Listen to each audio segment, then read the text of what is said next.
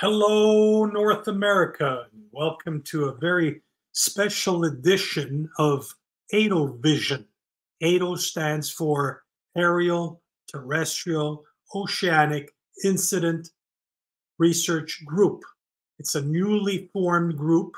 This is a pilot that we're doing with the hope of more ATO Vision podcasts to be made in 2024. And I've decided to interview someone very special who's coming out 32 years later from the Montreal UFO Bonaventure November 7th, 1990 incident. Oh, by the way, in case you want to know who this ugly face is, I'm Don Emilio Zeno, but my VIP guest happened to be a very, I think, important witness on that day. Once again, the Montreal UFO Bonaventure incident on November 7th, 1990. With no further delays, please help me welcome Mr. Robert D'Alessio here on ATO Vision. Rob, thank you for wanting to do this. It's not always easy for experiencers, abductees, contactees, whatever you want to call it, because it's still somewhat a delicate subject matter in the eyes of not as many people, but some people. So take it from there. What happened on the night of November 7, 1990? Well, I remember it was a weekday, and I was engaged in my functions as a South Shore of Montreal city bus driver, and I was heading towards Montreal. I had left the South Shore, and I was heading towards Montreal to the terminal. It's an express line that, we only had one stop. And as I was making my way to the terminal, I was getting, of course, closer and closer on the Bonaventure auto route, which was somewhat transformed over the years. Anyone who left Montreal back then and would come back now, he wouldn't recognize that thoroughfare. So as I'm making my way towards my terminal, which is neighboring Place Bonaventure, where the event took place, I started seeing bright lights. It was in the evening, of course. It was 8 o'clock, maybe between 7 and 8 o'clock. I don't recall the time exactly. As I was getting closer, I saw brighter lights coming from, above. So I'm telling myself, oh, here we go. Another movie is being shot. So as I got closer and closer, these brighter lights kept getting more and more intense. And when I was really in the heart of those lights, because at one time, one moment I came to a stop at an intersection. I believe it was the intersection of Saint Jacques, formerly St. James Road, that they renamed in time. And I had a lot of time to realize a lot of things. As I was stopped, I noticed that those lights were much brighter than movie lights, unusual lights. And it's a light. I know today that we have all sorts of these LED lights, some lighting that's very bright, much different than the lights we had back in the day, before all this became commercialized, all these new LED lights. But it was a light source that was stronger than that. And I almost could have sworn that I was in broad daylight. And so I don't remember for what reason. I just I'm trying to recollect some facts, because it is a very long time ago, 32 years ago. I remember peeking out the window and trying to find out where this light source was coming from. And then I saw something really strange. I saw this cylindrical object with, on the edges, you had maybe, what was it, red or green lights, or the colored lights. But just towards the center, you had these big spotlights. And I remember seeing that object there, and I go, am I really seeing what I'm seeing? I thought, maybe I'm at the light, I may be daydreaming or something. So I actually, in your estimation from line of sight, how big was this object? Oh, geez. Oh wow, it was huge. What's huge to you? Okay, look. If you take plasma Bonaventure, let's say it's this big. Okay, and I try to compare it to the spaceship I got right in back of me. So let's say this is plasma Bonaventure, and the spaceship right behind me, hovering above it. That would be about its size. Wow. And how high up from the building was it in your line of sight? Well, if I were to be at that very moment on the top of the building, looking upwards above me, it could have been again, it could be like falsified perception depending on what was really going on and what how big this thing was. But I estimate this thing must have been maybe 200 feet above us.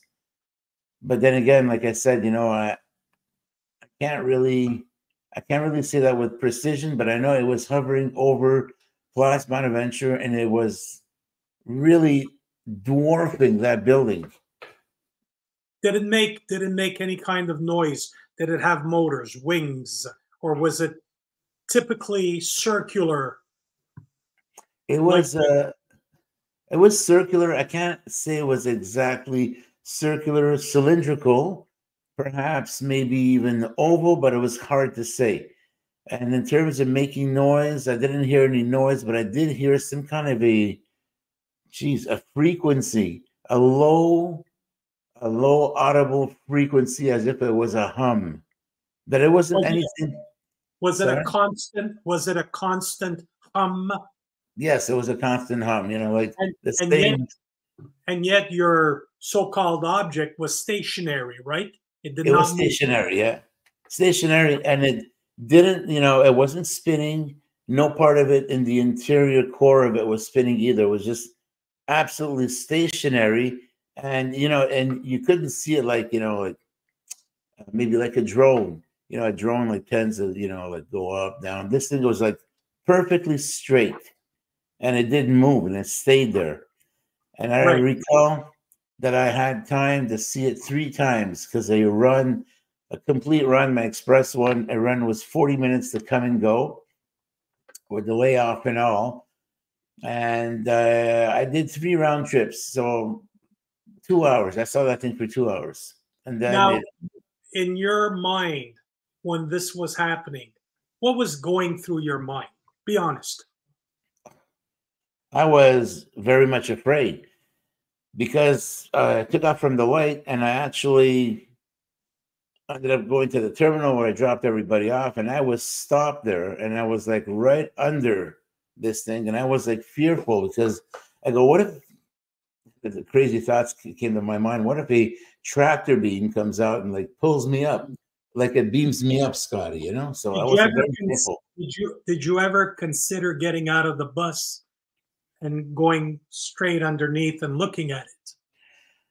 I did get out of the bus and I took a look at it and I was like overcome by fear. I go, oh my God. So I'm telling myself, if I'm out of the bus and I'm making myself visible, I'm a sitting duck over here. So I went back into the bus and I had to leave. For example, I don't know exactly what time the departure was. Let's say 8:12 p.m. Well, I think I took off maybe 2 minutes earlier because I was just afraid to be there. I don't want to be an easy target for this thing because I don't know if it's hostile, if it's Understood. friendly. Understood.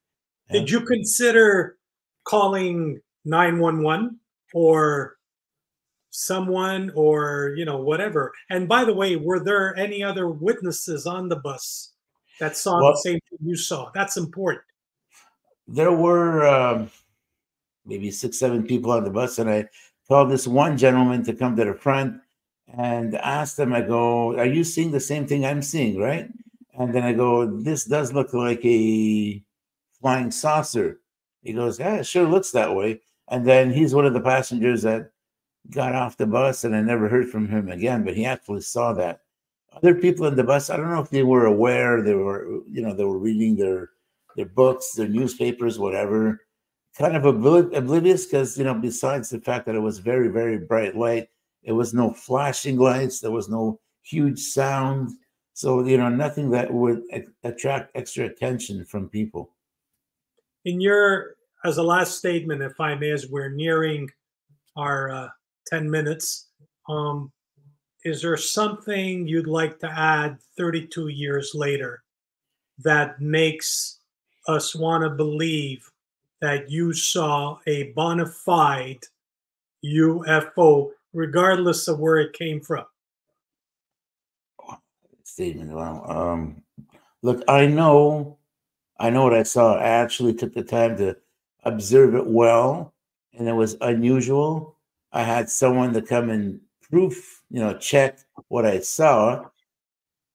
And I just knew inside of me that this thing is an unidentified flying object, because from the education that I got, because I did a lot of research. I am a UFO enthusiast myself. I wouldn't say a ufologist, but I am very interested in the subject. From what I've known, what I knew, and from other sightings, from other people's witnessing, I said, this has to be UFO. And in terms of telling anybody else or calling the police, I didn't dare, because like everybody else, I thought they're going to say I'm crazy. Well, I just want to add something. You are not crazy. Your recount corroborates with the several witnesses that I've interviewed in the last 8 years, and it corroborates exactly the way you described it. We have police reports, we have NORAD reports on hand that corroborate what you saw. And by the way, the famous Dr. Richard Haynes from NASA even described what you saw as a metallic object at about 10,000 feet with 10, bright lights. Yes. And not only that, he described it as being 2,500 feet in diameter. Oh my God. So it's like I wouldn't. It was huge. And I don't blame you for being scared, because most people were scared. And I want to thank you for coming on ATO Vision, because the whole purpose Pleasure. of ATO Vision moving forwards is to interview credible people and none other. In other words, we're very, very careful when we select the storytellers like you. We interview them in private, we dissect it, and if we think that they're simply there trying to make some noise to profit from whatever, they're not coming on ATO Vision. So this is the whole purpose of ATO Vision. So congratulations for having made the cut. This will be included in the pilot, and obviously you'll be able to see the pilot I would say within 30 days from today. You'll be able to see the pilot and be proud of it, that you are a credible reporter of this kind. Thank you very much. And folks, we want to go back to regular programming, as we have terminated with Robert D'Alessio. Thank you once again. Thank you.